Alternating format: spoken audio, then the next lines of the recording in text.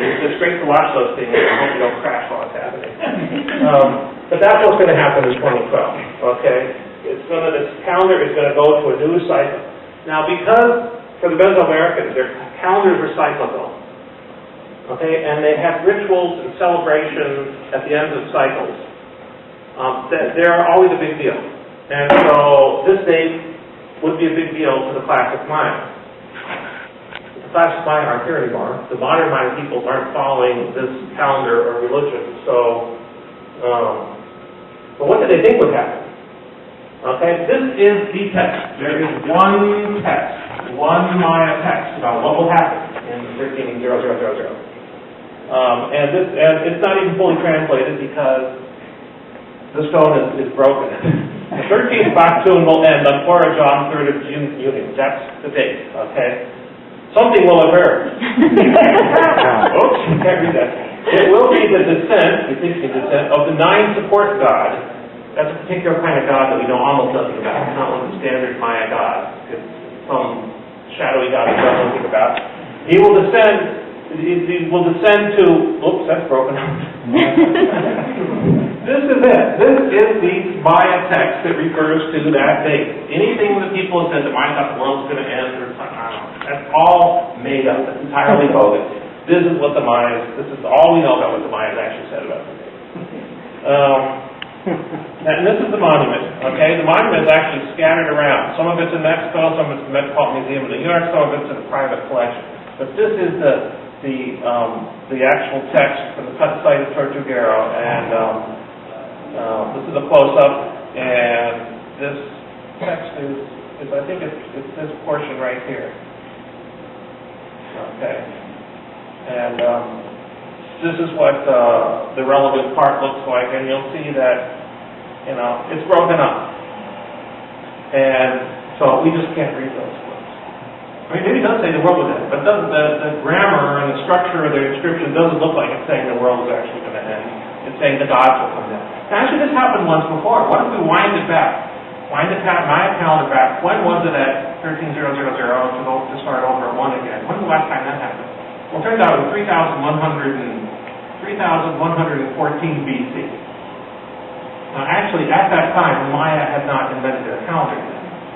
But when they figured their calendar out, say in 100 AD, more or less, they projected the long count back into the past, and they talked about in their inscriptions what happened at the last 13,000 event. Okay, it would have been a thing that supposedly happened at 3114 BC. What did they say about that? Well, this is at the site of Quirigua in Guatemala, and this is the last 13,000. It's on the side. This is one of the Maya kings, the king of Quirigua, and the inscription is on the side and the back of this monument. Okay, and these are actually very large monuments for larger than most Maya sites. And this is what they said happened. This is the translation of the correct portion. Count of the year 13,000 on the Torah God in the 18th century. The harp was manifested. Okay. The harp was manifested. Now, the harp was a metaphor for the universe and the world. Okay, the world was manifested. Okay. It doesn't say the world came to an end or started or it just... So it was an important event. It was a cycle of the calendar. At the end of the cycle, things started over. They had celebrations. The gods were involved. But there is absolutely nothing in the Maya calendar saying the world would end. This calendar isn't too bad. Where did this come from? I wasn't able to do the full historiography of sort of why people got this from 2012 to thinking the Maya said the world would end. There's actually a book about it, which explains the whole thing. I didn't have time to read, so I just got it in the library 2 days ago, by Anthony Avini, and he explains the whole thing. But maybe there's a mix-up with the Aztecs, who did say the world was going to end at the end of some cycle, not 2012, not the long count. Plus, I don't know, sort of New Age authors want to make a big deal out of nothing. So, if it doesn't end in 2012, then it's going to end in 100 billion or 1 billion or 1 billion. Okay. Anyway, so... 1 billion 2012.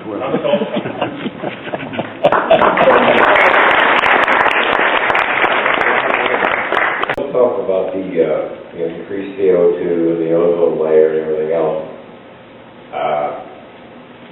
From what I've been able to determine, there has been a warming or cooling cycle going off and on every 20, 30 years for as long as we've had any kind of record.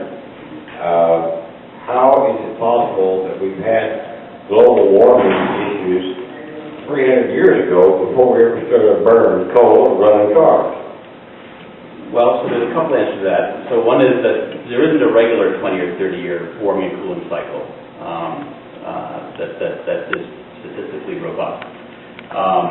But there have been lots of warming and cooling episodes. They happen naturally for a whole bunch of reasons. I mean, CO2 can vary in the atmosphere for natural reasons.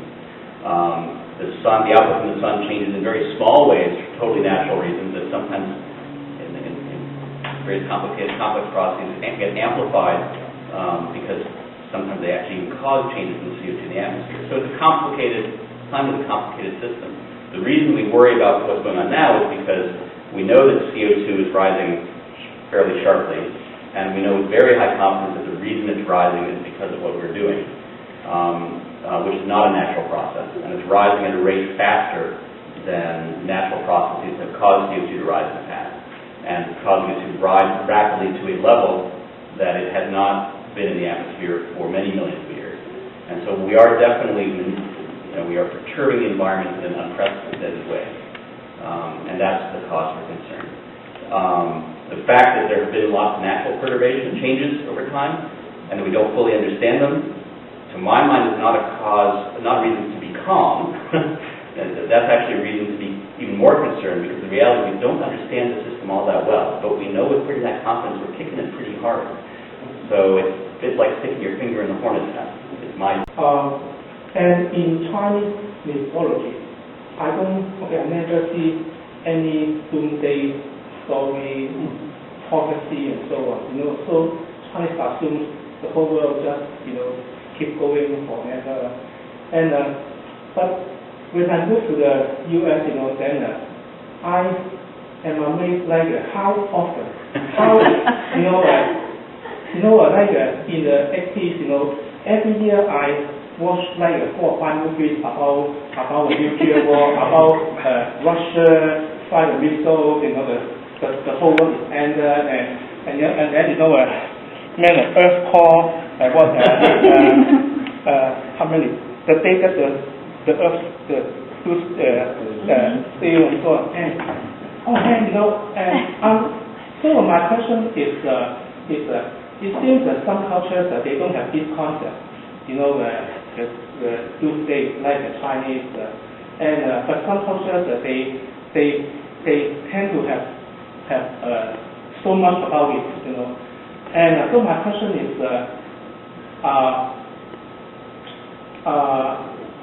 what are the reasons that that have this cultural? Well, you're absolutely right that there is a difference among cultures in the extent to which they're thinking about crises and destructions and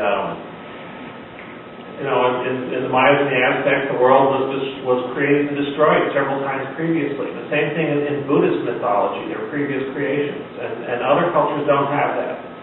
And the explanation for this, I have no idea. I have no idea. Why you have these differences. There's lots of differences among cultures, and it's difficult to relate them to some systematic factor. They certainly exist, and that's good that you point them out. But why? Maybe people know why, but I don't. Maybe someone knows.